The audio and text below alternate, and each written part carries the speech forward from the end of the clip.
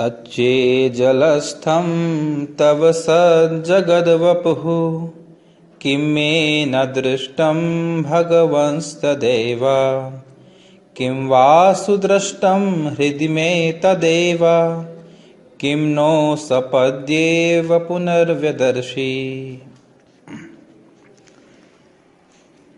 इस पे ब्रह्मा जी एक प्रश्न उठा रहे हैं कि हे भगवान, आपका जो वपु है, जो आपका शरीर है, वह जगत का आश्रय है।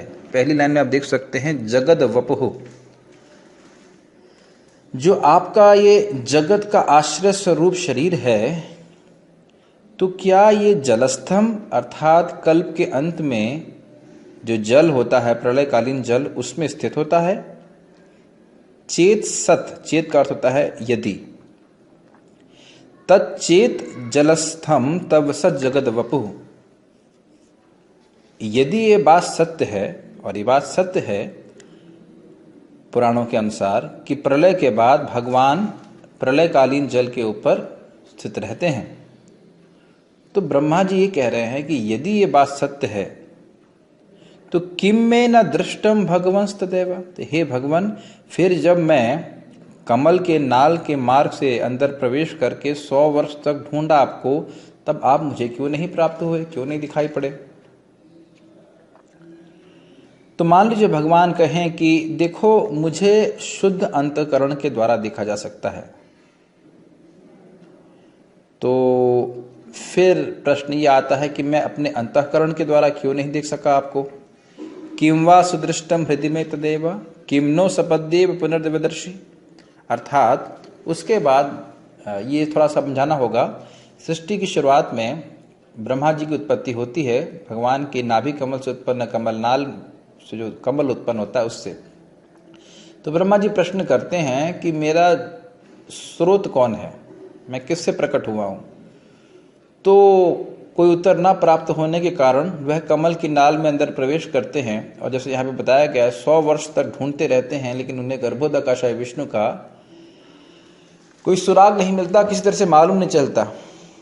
तो यही बात, इसी बात को याद करके ब्रह्मा जी बोल रहे हैं। और उसके बाद जब वो ऊपर आते हैं, तब वह ध्यान करके बैठते हैं, तो उन्हें एक शब्द सुनाई पड़ता है, तप।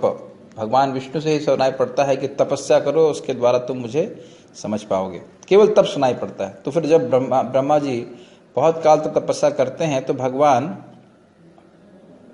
उनको देख पाते, भगवान को वो देख पाते हैं अपने हृदय में। तो यही बोल रहे हैं किमनो सपदेव पुनर्विदर्शी। सपदी का अर्थ होता है तुरंत, पुनर्विदर्शी। तो यानी कि जब जब ब्रह्मा जी ने तपस्या करी, तो भगवान ने स्वयं ही अपने आप को पूर्ण रूप से हृदय में उनके प्रकाशित किया।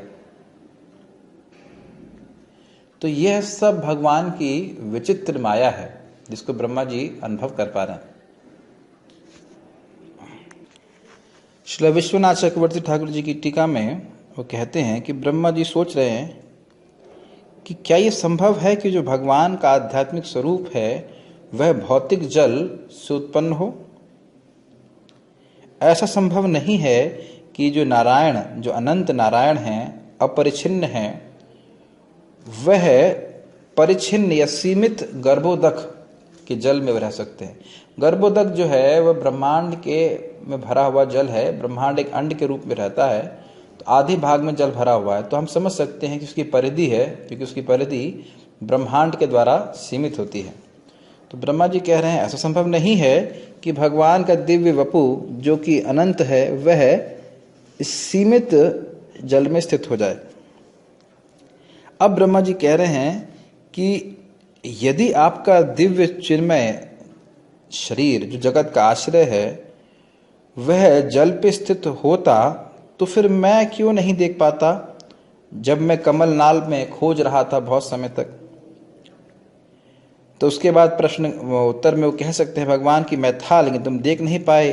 फिर ब्रह्मा जी कहते हैं लेकिन फिर जब मैंने ध्यान किया तो अकस्मात आपको क्यों देख पाया? अर्थात बहुत समय तक साधना किया और अकस्मात भगवान को देख पाए, और फिर उसके बाद आपने अपना रूप तिरोहित कर लिया।